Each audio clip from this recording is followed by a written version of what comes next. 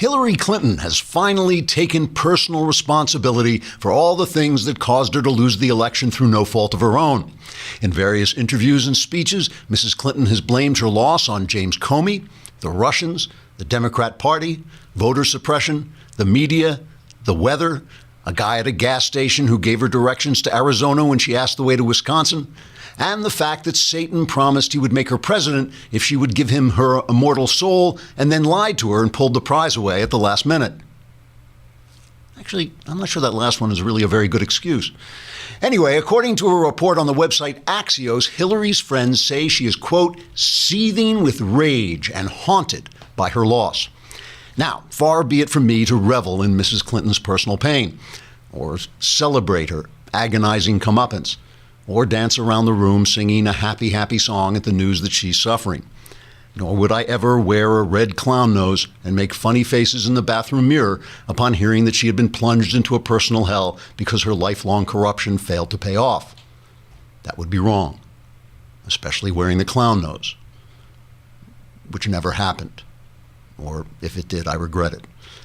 In any case, Clinton's rage has apparently left her a bit confused. For instance, in a recent commencement speech at her alma mater, Wellesley University, Mrs. Clinton said she was as furious about the election of Donald Trump as she had been furious at Richard Nixon when he was impeached. But in fact, Richard Nixon wasn't impeached. That was Mrs. Clinton's husband, Bill. So which one of these two presidents is she actually furious at? It's hard to tell, especially since Mrs. Clinton made the speech while wearing a beret that looked remarkably similar to the beret once worn by Bill Clinton's mistress, Monica Lewinsky. Although maybe that was a gesture of thanks to Miss Lewinsky for taking care of Bill's personal needs, leaving Mrs. Clinton more free time in which to plot her lifelong run for the presidency, which ultimately failed, leaving her furious and miserable, which is not something I would revel in or celebrate or sing happy, happy songs over. Mrs. Clinton's estrangement from the facts was further on display in an interview she gave to New York Magazine in which she claimed to have beaten both Bernie Sanders and Donald Trump. While it is true that with all the power of the Democrat Party machine conspiring to help her, Mrs. Clinton was able to eke out a primary victory over the 75-year-old communist Sanders, the evidence suggests she actually lost to Trump in the presidential election, the evidence being the fact that Trump is president and she's not.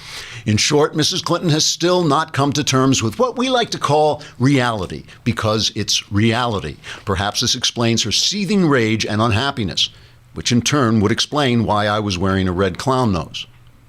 If I had been, which of course I wasn't. Trigger warning, I'm Andrew Klavan, and this is The Andrew Klavan Show. I feel hunky-dunky, life is tickety-boo. Birds are winging, also singing hunky-dunky-doo. Ship-shape, tipsy-topsy, the world is zippity-zing. It's a wonderful day, hurrah, hooray! It makes me want to sing. Oh, hurrah, hooray! Oh, hooray, hurrah! Despite the constant negative press, Covfefe. We should add that to the opening permanently. What's the name of the guy who did this? Rob Deemer put President Trump's Covfefe tweet to music. Play it again. That was great. Despite the constant negative press, Covfefe. God, I love the internet. All right, Floyd Abrams is here. Floyd Abrams is a titan of First Amendment law. He has gone to the Supreme Court on cases that include major First Amendment cases, including the Pentagon Papers and Citizens United. So he has been hated by both the left and the right, which is what we like to hear. That's a friend of the show is a man who stands up for the First Amendment, no matter who is talking. And we will get to him as soon as he calls in. We're going to have it's going to be a little bit of a technical show. We're going to hopefully we're going to get through because he has something called a telephone, which doesn't actually operate on our 21st century equipment. So we'll have to see if we can do it. So there's been this big debate because every time I talk about standing online, I'm a New Yorker and I say standing online. And everybody says, is it inline or online? Which is right, online or inline? And the answer is neither. Get stamps.com and then you don't have to stand online or in line or online in your inlines, which would also be kind of strange. But with Stamps.com, you can just stuff the entire post office into your computer as it screams with agony. No, please don't stuff the post office into me. Yes, I must, because I don't want to go to the post office anymore and stand online and have to worry about when it's open, when it's closed. I want to be able to mail my letters when I want them. With Stamps.com, you get just about everything the U.S. Postal Service will do. It's right at your fingertips. You can buy and print official U.S. postage for any letter, any package, any class of mail using your own computer and printer. You just put the envelope in, it comes out with a stamp. It's really cool. Stamps.com makes it easy. They'll send you a digital scale, which automatically calculates the exact postage, so you don't have to wonder and put on too much postage. And Stamps.com will even help you decide the best class of mail based on your needs. So there's no need to lease an expensive postage meter. I'm not sure anybody actually does that anymore, but if you did, you no longer have to, because Stamps.com puts it all in your computer. And it really is. I mean, the post office does so much, and we still need it a lot, especially when we're dealing with official documents and money and stuff like this. So you don't have to suddenly get in your car and pile everything up and wait and drive there and all this stuff. Right now, you too can enjoy the Stamps.com service with a special offer that includes a 4-week trial plus postage and a digital scale, and without long-term commitments. Well, you do it, you go to Stamps.com, click on the microphone at the top of the homepage, and type in Klavan, Klavan. That's Stamps.com, and enter Klavan. You will get all that at Stamps.com. You never have to go to the post office again. You know, I have this thing about predicting the future. I always feel that when you're listening to a commentator predicting the future more than, 2 minutes out, or what's going to happen immediately as a result of an action being taken.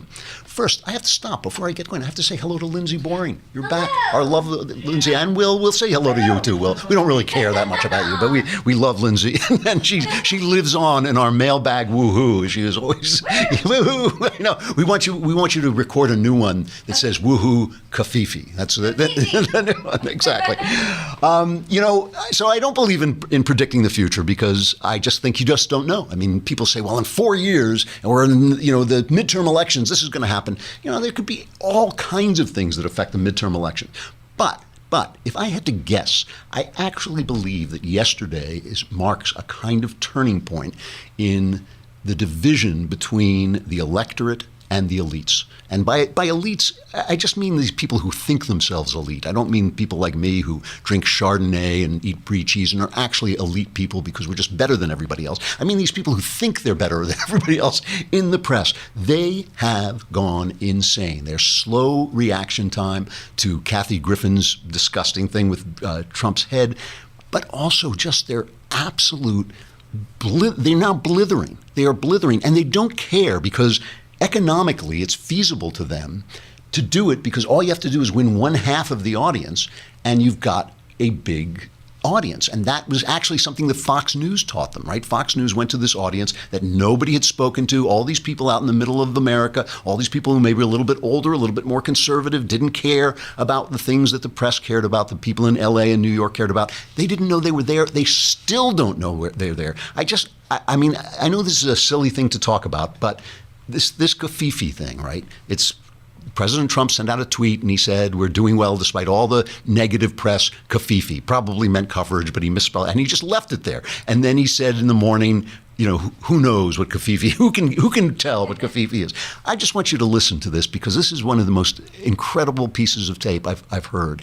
Here is Katie Tur at MSNBC discussing the all-important Covfefe. This is a montage of her discussing the all-important Covfefe tweet, okay? If something like that can stay on Twitter for 6 hours, what does that say about who controls the information coming out of the White House? And what if somebody hacked into Twitter and posted a message that could have global implications, saying something like, Donald Trump is, or I'm going to launch nuclear weapons? Is it really concerning about the chain of events that something like that could set off? Yes, this is precisely the thing that keeps me up at night, literally. But since Trump was inaugurated, this kept me up at night last night. up till 2 in the morning wondering when this meeting was I am gonna go afraid away. that Donald Trump will tweet something that will launch us into a war or a potential conflict that we won't be able to get out of. Talk to me about the security concerns, the implications of what it means that Donald Trump has a way to communicate with America and the world that is not monitored, that is not checked. What if his account gets hacked? Just say what if his account gets hacked and somebody posts a message saying that we are aiming nukes at North Korea. Is there anybody that can go in there and say, oh my God, no, take it down? Is anybody monitoring this account after hours in the middle of the night? How does something like this stay up? I mean, this is from Covfefe to nuclear war. That is the progression in the mind of the giants of the media industry at MSNBC. And if you think it is just Katie Tour being insane, here is a cut of the press corps hammering Sean Spicer on this all-important Covfefe issue. Listen to this. Do you think people should be concerned that the president posted somewhat of an incoherent tweet last night and that it then stayed up for hours? No. Why did it stay up so long? Is no one watching this? No, I think the president and a small group of people know exactly what he meant. Blake. What does Covfefe? Blake. What does it mean? Blake. What is Covfefe? Blake. No, but so you can Blake. Itself? Blake. Is at this point with terrorists, is it fully removed? Is it fully removed? And then they make fun of Sean Spicer because he said a few people know what it means. He was like making fun. He's trolling them, and they're giving him a hard time. And this is what they're shouting at the press secretary about. And then when President Trump says he may cancel his daily press briefings, it's like, oh my God, the First Amendment will suffer because nobody will know how Covfefe stood up there. There's a guy who has a blog. His name is Fred Reed, and his blog is called Fred on Everything.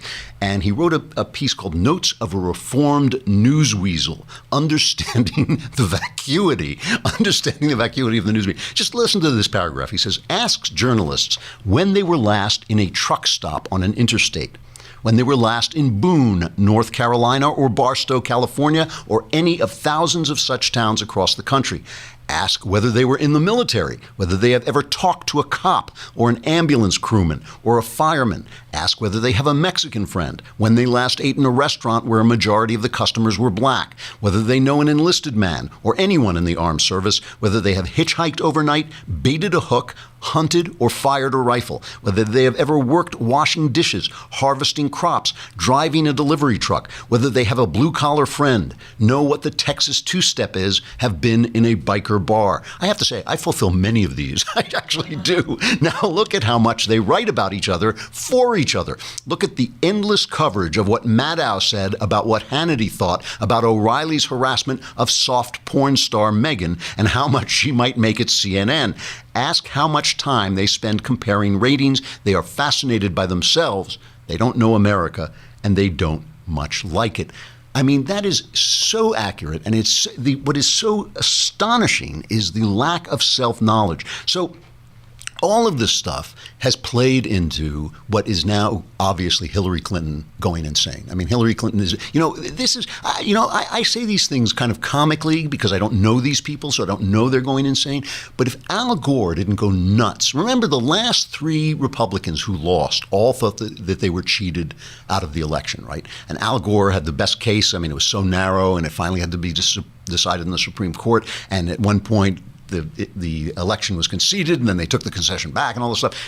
If Al Gore didn't go insane after that, I mean, if that's not what insanity looked like with the speeches he made, that big beard he grew like David Letterman now has, and the way he started talking about climate change like it was this terrible disaster, and he just went insane. And now I think Hillary Clinton has followed suit. I think she has gone nuts. So one of the things that happened, I guess it was still this week or it was partly last week, was this news story, this anonymous news story about Jared Kushner theoretically, was he trying to establish some kind of back channel with the Russians, which wouldn't even be a news story if it were a news story, if it were real.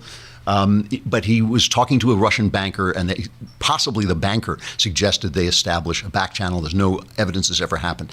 And Andy McCarthy, the great National Review writer who used to be a federal prosecutor, pointed out that this destroys the whole idea that the Trump campaign was colluding with the Russians, because if they were colluding with the Russians, this back channel thing happened during the transition.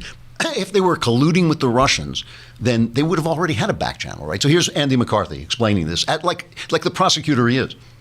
There's no there as far as the collusion conspiracy is concerned. But I think the thing that happened this weekend that's really important that people miss because they're so giddy about this story about Kushner is it blew up the collusion conspiracy. Because if there had actually been a collusion conspiracy, there would already be back channels to Russia. There'd be no reason for Kushner in December, weeks after the election, to need to set up a back channel to Russia had there been one during the campaign. So I know for the moment they're loving the story, but I think it's kind of exploded the story that they've been telling us for 6 months. So there's Andy McCarthy noticing what no one else has noticed. And I'm going to talk about how that plays into Hillary Clinton's latest debacle of an interview. But I want to pause, and we have Floyd Abrams on the line. And while our technology is actually working, this connection between an actual telephone and our up-to-date system that can't handle telephones, Floyd Abrams is the author of a book that I just thought was terrific, The Soul of the First Amendment. I recommend it to everybody. It's really short. You can read it in a couple hours, but it is just incredibly illuminating. He is a titan in defending the First Amendment in the Supreme Court. As I said before, he worked the Pentagon Papers case and Citizens United, so he has gotten flack from the left and the right, and that's what we like to hear. We like to hear a man who stands up for free speech no matter who's doing it. Mr. Abrams, are you there? I am there. It's good to be on. Thank you. I'm really happy to have you. I loved your book. It really was an eye-opener. I'd like to actually talk about the book a little bit, some of the stuff that really surprised me. First of all, some of the history angle, the fact that the First Amendment, there were people among the founders who argued against the First Amendment because they thought we didn't need it. Isn't that right?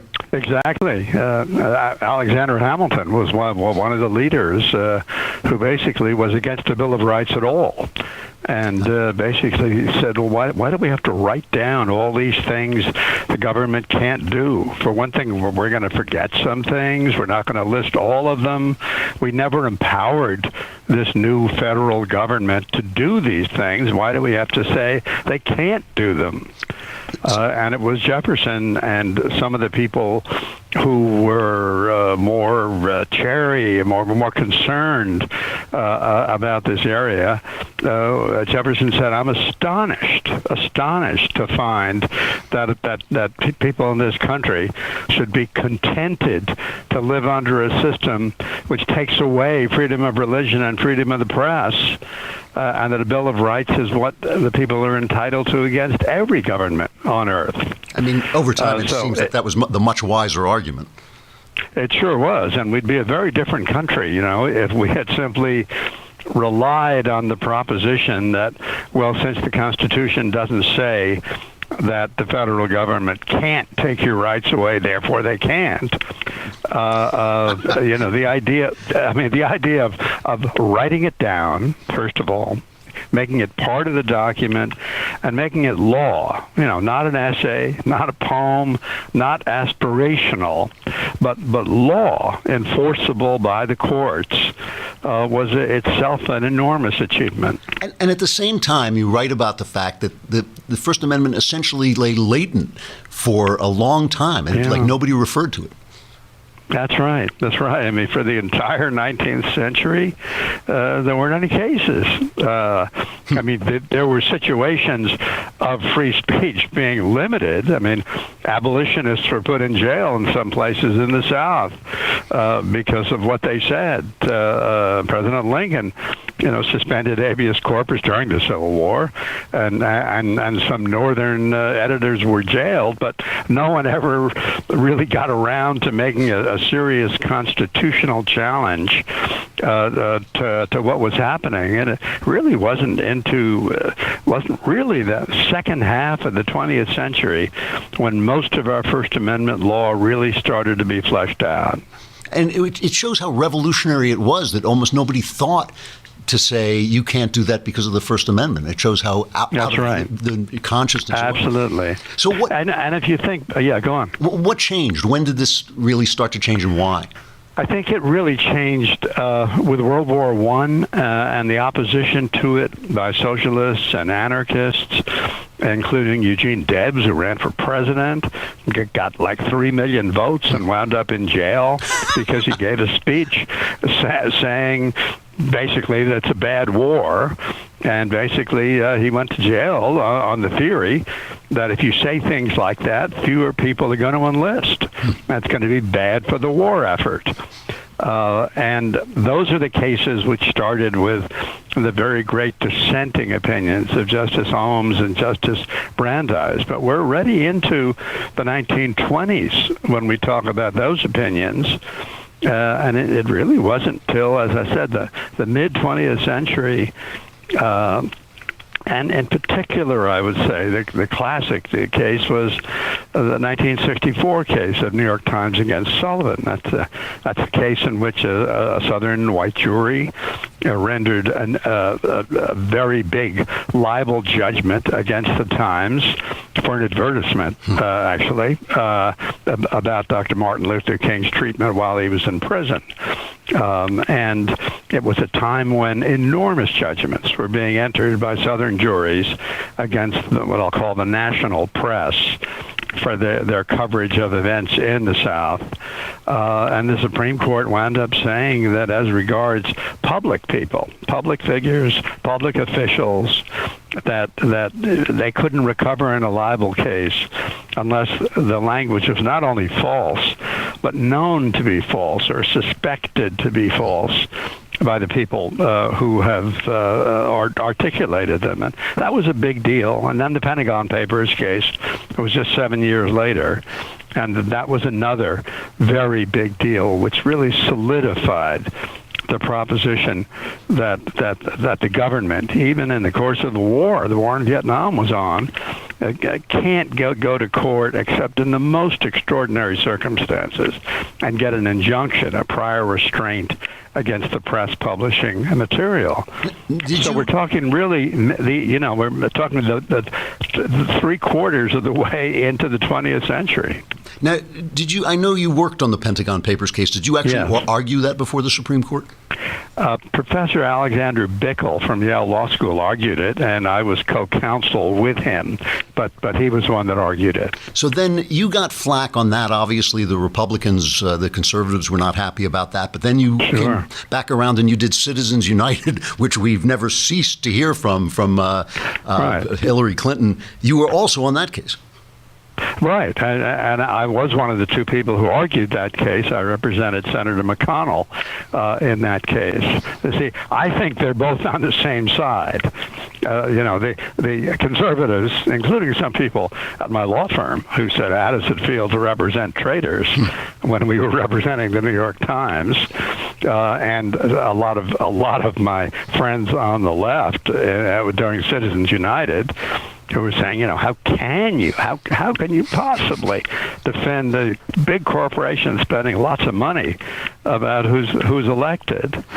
And from my perspective, they were both, really clear cases in which you really have to allow the speech, and if you don't allow the speech, you're cutting back on core, absolutely central First Amendment principles. So here was the part of your book that actually shocked me, and I think it will shock a lot of people, especially there are a lot of younger people in my audience who have been living essentially at the high watermark of free speech. Right now, it's I don't know what you would say that would get you arrested in this country. But you talk about, I know that in the old days, it was a lot of times conservatives who were fighting against free speech to things they thought were pornographic and so forth. But right now on the left, there seems to be this theory that essentially would make the First Amendment disappear. And you talk about Justice Breyer specifically writing about this theory. Can you explain what this theory is? Yeah, what Justice Breyer was saying is, look, the First Amendment is not just an individual right, that it exists to assure that the government actually represents the views of the people by being sure that the people can speak out, etc. And my view is that while that sounds attractive, and indeed one of the results of living in a society in which people can speak out is that, we hope, at least now and then, Congress represents the actual view of the public. But I think it's very dangerous to start talking about the First Amendment as being focused on making the government work better or be more responsive. The First Amendment is a limit on the government.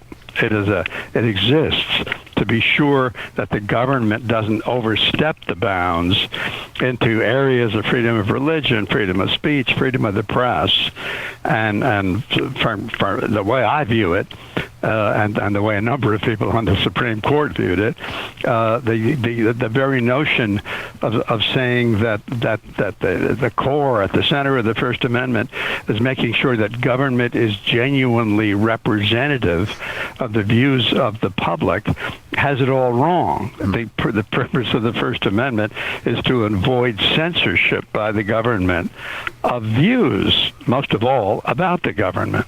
Right, because otherwise the government would be deciding what was good for the government. I mean, absolutely. So absolutely. How many justices on the Supreme Court do you think are sympathetic to Breyer's argument? Well, 4 of them signed on to that opinion. Wow.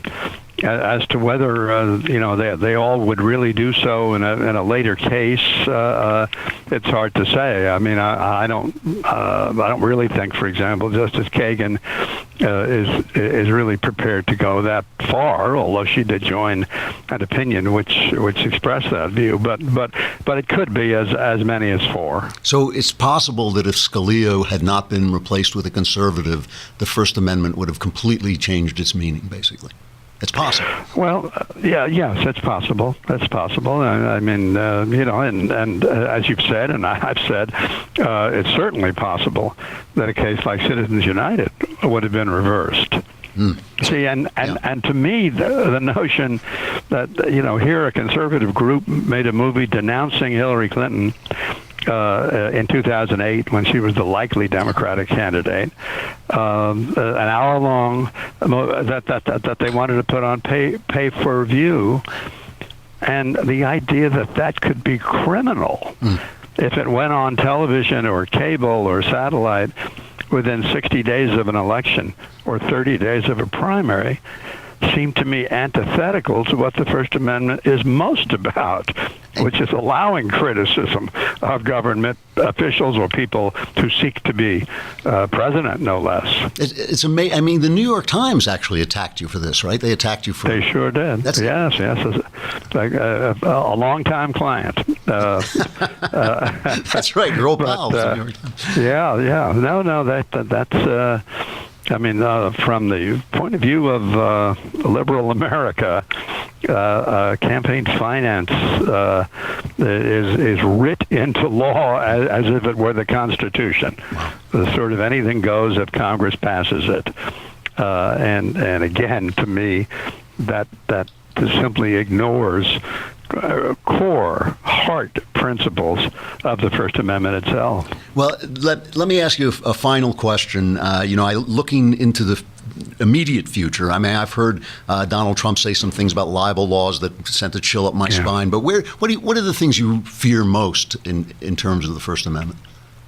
I would say most of all, two areas. One is an expansive use of the Espionage Act, so that it could rope in journalists. I mean, the Espionage Act was written literally 100 years ago, 1917, during World War I. It's phrased very broadly. and there are very few cases under it, indeed none involving journalists as such.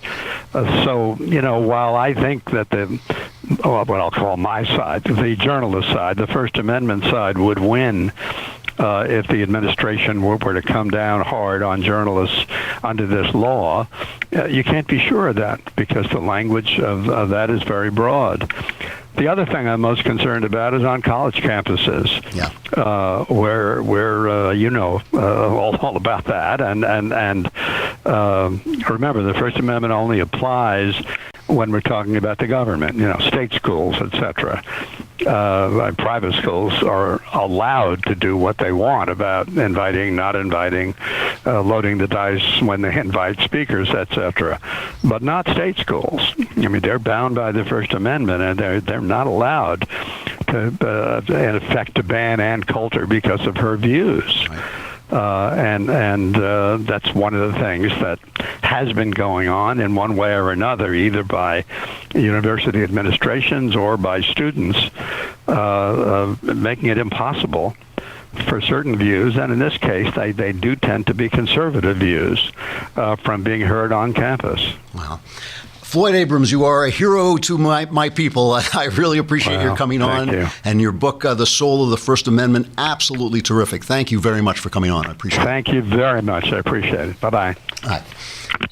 So that is a guy who argued both the Pentagon Papers and he didn't argue the Pentagon Papers. He worked on that, but he argued Citizens United. That's what you like to hear, right? You like to hear a guy who stands up for anybody who's talking. But this is one of the things that if you heard as we've been going along, you all know, if you've been listening, that when Donald Trump first started running, I was appalled. And if you heard me soften a little bit toward Donald Trump, this is one of the reasons, reading this book, when I realized we dodged a bullet. These guys are literally arguing that what the First Amendment means is that speech should be free if it helps make the government better. So who's going to decide that? The government. And what Mr. Abrams is saying is that no, the First Amendment says, get out, government. You cannot stop us from saying what we want to say. And, it is a shame. It is a shame that our media has gone so crazy that they've almost made it so that the First Amendment, they're embarrassing the First Amendment, but still they have the right to say what they say. It's as long as I have the right to come on and make fools of them as they make fools of themselves. So let's go back for a minute to this thing that I'm talking about today, about how I feel that yesterday was a kind of turning point where I think people are going to see,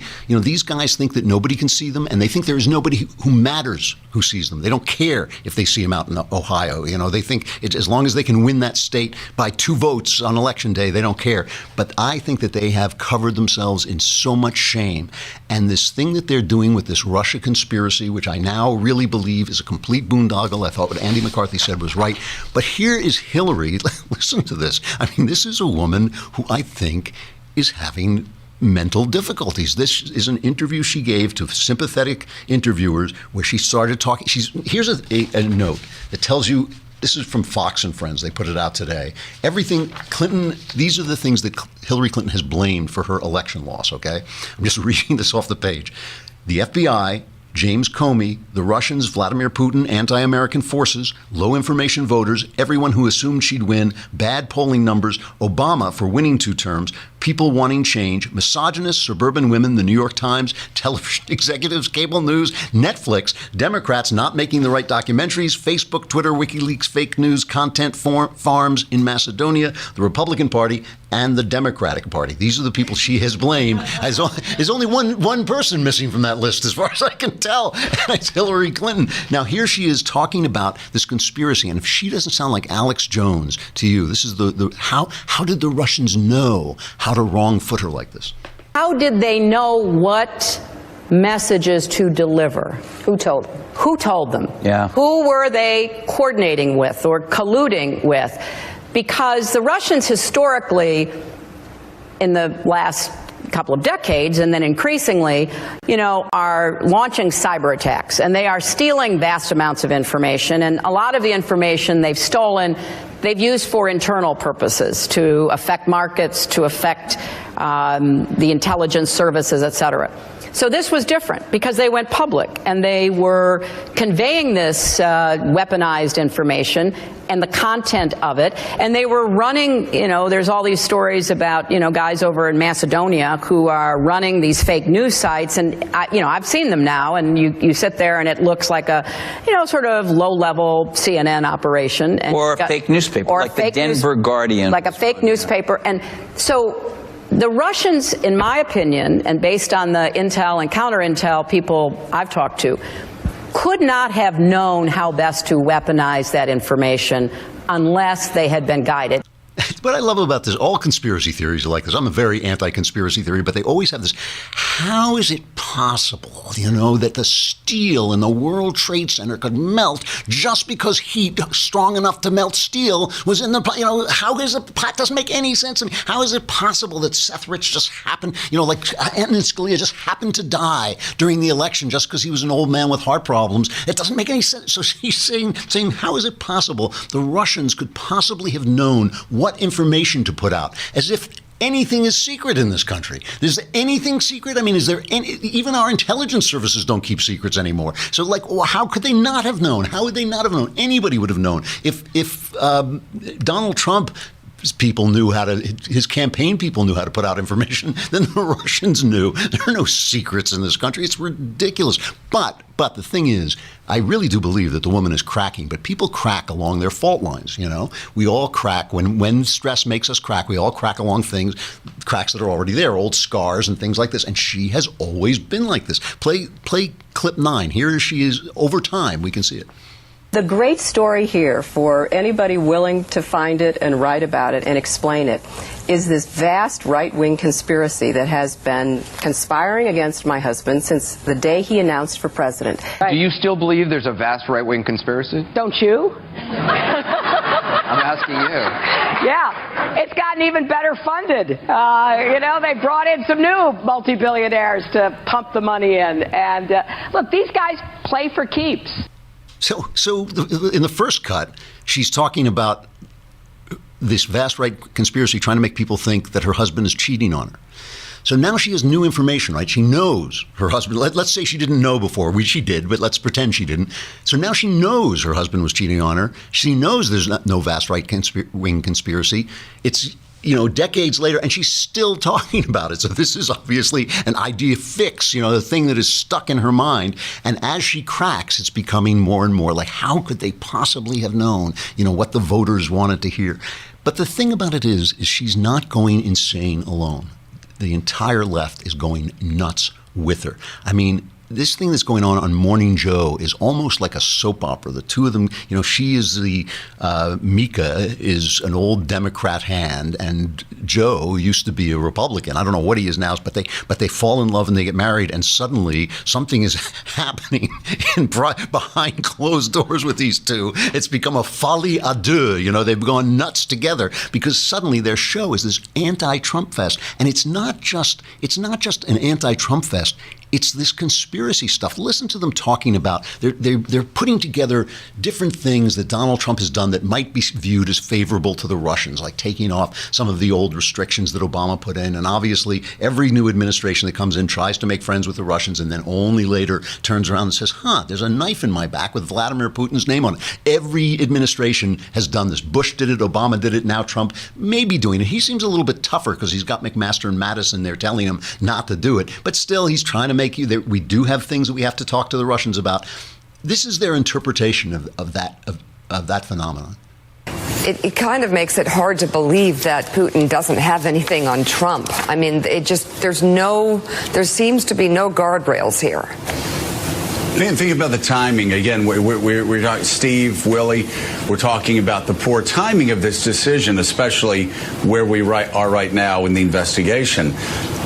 Think about the fact, again, you always have to put this in context. You have Donald Trump in the Oval Office with the Russian ambassador to the United States, Kislyak, and the foreign minister, Lavrov. And that picture took place the day after James Comey was fired, when the Russian story really exploded, then he goes in, he reveals classified information. He doesn't let U.S. reporters in the room. And you can go on and on. They make these decisions time and time again in a way that makes it appear that they're hostages, that he's Vladimir Putin's hostage. Why did they have that meeting in the Oval Office? Because Putin told Trump he needed that meeting. Boy, it all fits together, doesn't it? It all comes together. We got it now. You know, I hate to say this, but that's actually unpatriotic. It is actually unpatriotic to go on the air on a major show like that and say that the president of the United States is being held hostage or that Vladimir Putin has something on him if you don't have any evidence and they don't have any evidence. Because, you know, obviously the president is going to have to make gestures toward Putin. He's going to have to talk to him. He's going to have to sit down and talk to him. And now you're making it seem like if he does that, he's somehow a bad guy. He's somehow conspiring. That kind of, you know, if he pays any attention to you, which hopefully he won't because he knows all about the bad press Covfefe, you know, he won't pay any attention to it. But if he did pay attention to it, it would really be hobbling to our foreign policy. Here's the thing. Here's why I say that this could be a turning point. And it's something I sense. It's something at least I'm feeling. And I think there are a lot of people feeling it. You know, Nina Turner is a Democrat strategist. And like all Democrat strategists, she goes out into the country and she talks to people. What are they talking about? And the other day she's on, I believe it was it MSNBC or CNN? I'm not sure. And I think she's talking to Dana Bash. And here's the question she's asked about, it's CNN. So here's the question she is asked about the Russian conspiracy. How's this playing in Ohio? No one in Ohio is asking about Russia. I mean, we have to deal with this. We definitely have to deal with this. It's on the minds of the American people. But if you want to know what people in Ohio, they want to know about jobs. They want to know about their children. Yeah. That's the thing that Trump knows about. And by the way, there are some predictions now that the growth is going to go up higher than 3%.